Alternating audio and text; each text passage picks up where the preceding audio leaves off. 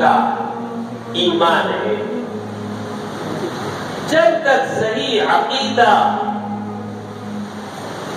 توحید رسالت پر مبنی درست عقیدہ نہیں ہوگا تب تک جنت نہیں ملے گی، اگرچہ کتنے ہی اعمال کیوں نہ کر لیے ہو۔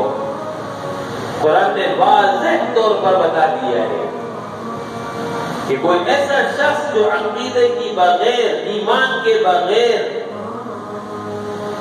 اچھے اعمال لے کر قیامت میں آ گیا، ہوا منصورا، ہم خاک بنا کر اسے اڑا دیں گے، اس کی کوئی قدر و قیمت نہیں ہوگی۔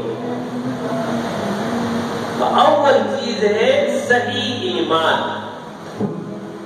اور یہ اساسی بات ہے، بنیادی بات ہے۔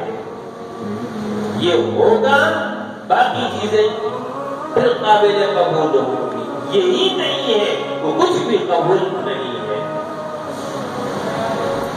اس کے بعد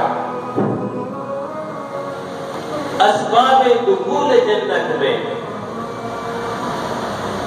اعمال صالحہ ہے، الذین آمنوا وعملوا الصالحات، جنہوں نے ایمان قبول کیا اور جنہوں نے نیک اعمال کیے۔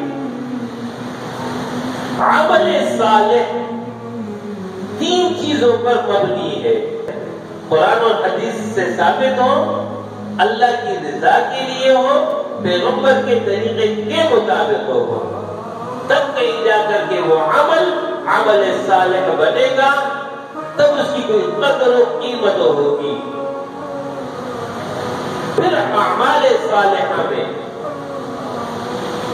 بڑا سبب التقوی، تقوی کی صفت اختیار کرنا ہے، اخلاص نیت۔ ہر عمل میں یہ مطلوب ہے، جب تک صحیح نیت نہیں ہوگی عمل عند اللہ مقبول نہیں ہوگا۔ چوتھا سبب استقامت فی الدین، دین پر استقامت اختیار کرنا، جس چیز کو اس نے حق جانا ہے اسی پر وہ قائم رہتا ہے، وہ دوسرا کوئی پیمانہ اپنے لیے نہیں لیتا، نفع اور نقصان، کامیابی اور ناکامی نہیں، کوئی پیمانہ اس کا نہیں ہے۔ پانچواں سبب دخول جنت کا اطاعت الہی اور اطاعت رسول ہے۔ اللہ کی اطاعت، اللہ کے رسول کی اطاعت یہ مطلوب بھی ہے، اور اسی پر جو ہے کامیابی کا دار و مدار ہے۔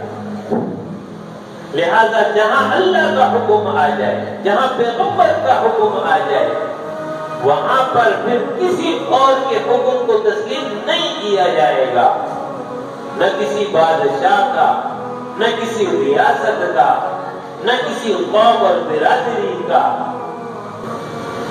چھٹا سبب الجہاد فی سبیل اللہ، اللہ کے راستے میں جہاد کرنا۔ جہاد کا معنی ہے پوری قوت، پوری طاقت، پوری صلاحیت، جو کچھ اللہ نے دیا ہے اس کو خرچ کر ڈالنا، لگا دینا، یہ ہے جہاد۔ ساتواں سبب انفاق فی سبیل اللہ، اللہ کی رضا کے لیے اپنے مال کو خرچ کر ڈالنا، چاہے وہ دین کے غلبے کے لیے ہو، دین کے دفاع کے لیے ہو، دین کے تحفظ اور اشاعت کے لیے ہو۔ یہ 7 بڑے اسباب میں نے آپ کے